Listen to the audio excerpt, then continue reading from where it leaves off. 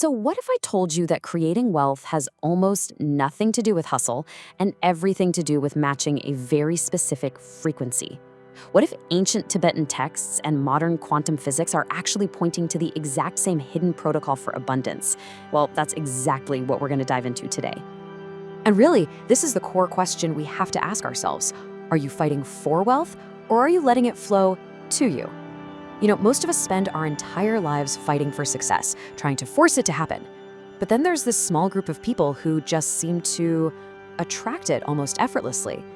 The difference between that fight and that flow, that's what this is all about. So why is it such a struggle for so many of us? Well, turns out most of us are caught in what you could call a Newtonian trap. We're playing by an old set of rules.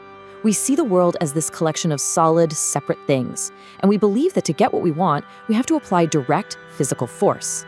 And that worldview, well, it turns creating wealth into a constant, exhausting battle.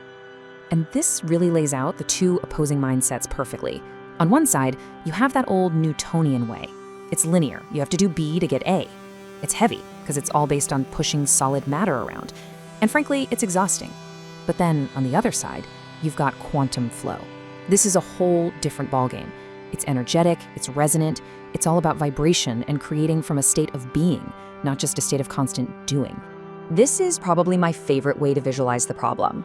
If you're sitting there trying to think rich thoughts, but your entire body, your emotions are screaming that you're broke, you're sending out a completely incoherent signal. It is literally like trying to stream a 4K movie on a crackly old 1920s radio. The frequencies just don't match. The message can't possibly get through. So how in the world do we fix that scrambled signal?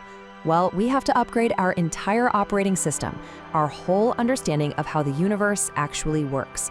This means shifting our perspective from a world of separate, solid stuff to a quantum reality, a vast, interconnected field of infinite potential, just waiting for us to send it the right signal.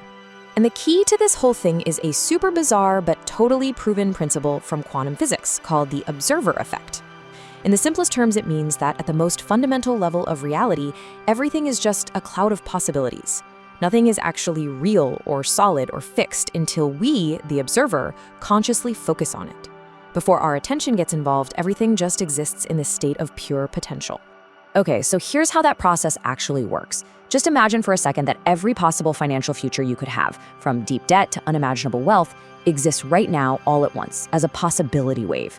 It's your focused attention, your observation, that acts as the force that collapses that wave of infinite options down into one single fixed reality, your reality. And get this is not some brand new idea. An 800-year-old text, the Damar Tantra, described a very similar process. They called it sankalpa. And it's not just wishful thinking. They describe it as a specific protocol, a technique for using your focused intention to manifest a desired outcome, or, as modern physics might say, to collapse the probability wave. But here's where it gets really interesting. The ancient masters knew that pure focus on its own wasn't always enough. They had a secret, a kind of vibrational key, a shortcut or an anchor to make this whole process way faster and a heck of a lot more powerful. The ancient texts point towards these beings they call guardians of hidden treasures, specifically an entity known as the Dhanada Yakshini. But let's be super clear here. The protocol isn't about worship or prayer. It's about tuning your own dial to a very specific frequency. So you might be wondering, why this specific one? Well, according to these texts, Yakshinis are terrestrial spirits. In quantum terms, that means they operate on a vibrational plane that's much, much closer to our physical world. Think of it like a radio station. Instead of trying to tune into some distant signal from across the galaxy, this is like tuning into a powerful local station that's broadcasting the pure, clear frequency of material abundance. It's just a stronger signal. And that's the crucial point here. This isn't about asking for a miracle. It's described as a technical process called vibrational entrainment. You are literally, physically, adjusting your own energetic frequency to sync up, to resonate with, the frequency of wealth. It's physics. Okay, so we've talked about the external quantum field. That's the big picture. But you know what? None of that matters if our internal hardware isn't set up to even receive the signal. We have to make this change stick inside of us.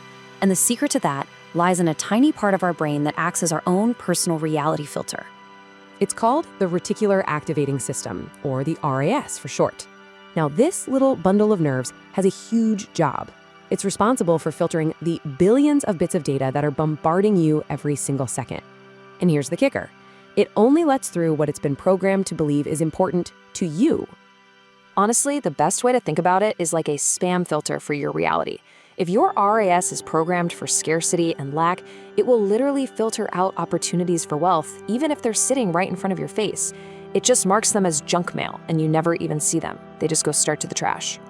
So how do we recalibrate that filter? This is where those mantras from the ancient text come back in. They're presented not as simple chants, but as acoustic formulas. The theory is that specific seed sounds, these bijai, can actually help retrain your RAS to start flagging wealth opportunities as important.